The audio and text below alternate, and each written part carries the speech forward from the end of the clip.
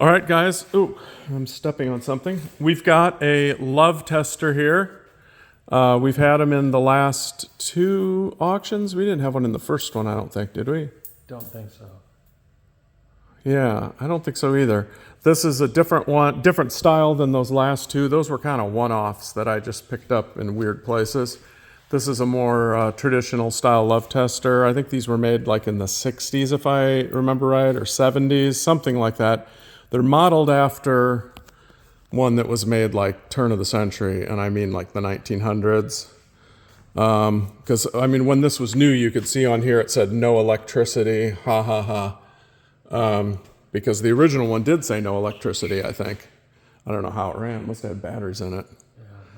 But they're like replicas of that. This is like molded out of plastic, and so is this. It looks brass, though. They tried to make it look brass just like the original ones were back in 1900.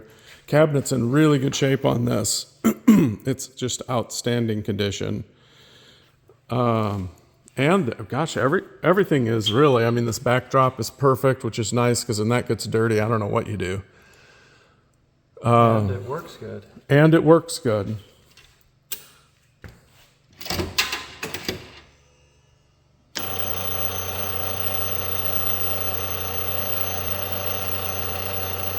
We'll see what Jeff's sex appeal is.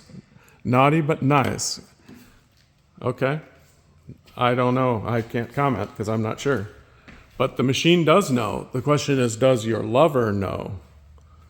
So I don't know. It's got a cool little owl's head down here. We took a bunch of pictures of the inside, but I'll show you the inside. This one's super clean inside. The mechanism is super clean. He replaced the bell in this. This is Jeff's, obviously, if you didn't figure that out. He replaced the bell in it a few years ago, so it's a brand new bell unit. They still sell that bell unit, if you can believe that. You can still get these relays on eBay. I've had to replace a couple of them. And I just cleaned the contact wheel today. He just cleaned the contact wheel today. That only needs to be done like once per lifetime, so it's been done. You won't ever have to do it again. I've operated a bunch of these, and I've actually had them where it overflowed this bucket. They do that well, or they used to. I don't know if they still do, but it's a lot louder with the door open.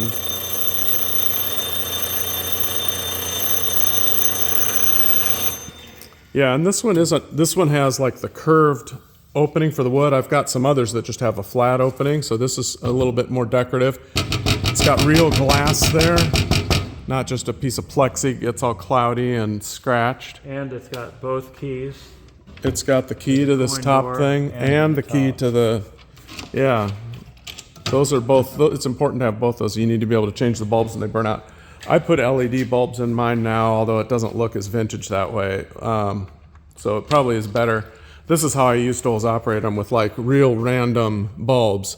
At first I thought that was bad, but then I realized it actually is, it kind of attracts more attention when you've got like just completely weird random bulbs in there. I don't know why. And maybe I'm not even right about that. We'd need to do a study, but for now we'll put that on hold and let you know if we ever get the study done. Nice and clean all around. Find a location and put it in, and that location may be your basement. My parents actually had one of these in their basement while I was, well, I guess I wasn't living at home, but before they went into assisted living, they had it in their house for decoration because they actually thought this was attractive enough to put in their house as decor. Now, I had another guy, an account, that hated this thing so much. I put it in his account without asking his permission, and he literally called me the next day and made me take it out because he did not respect it. But every other location I put him in, they loved it, and it made good money. Yeah. They make money hand over fist. But that guy must have had something in his childhood where something happened with the love tester, because he was adamantly he was livid about it. He hardly ever calls me, and he called me and said, "Get this thing out of my business." Yeah. Can I say what he called it? No. Okay, well, message me if you want to hear what he called it. But anyway, It's a really great machine. I still operate them. It's such a popular thing. I've got one in both of my arcades, and they're just across the street from each other. But people want to play it in both places and see if they get the same reading, which is important. It's a little bittersweet to sell this because it was in a movie theater I operated for many, many years, and it was always a favorite there. And also, I operated it in 2 pizza places. Yeah. Well, you can always play mine if you need to. All right. Well, good luck. Thanks, guys.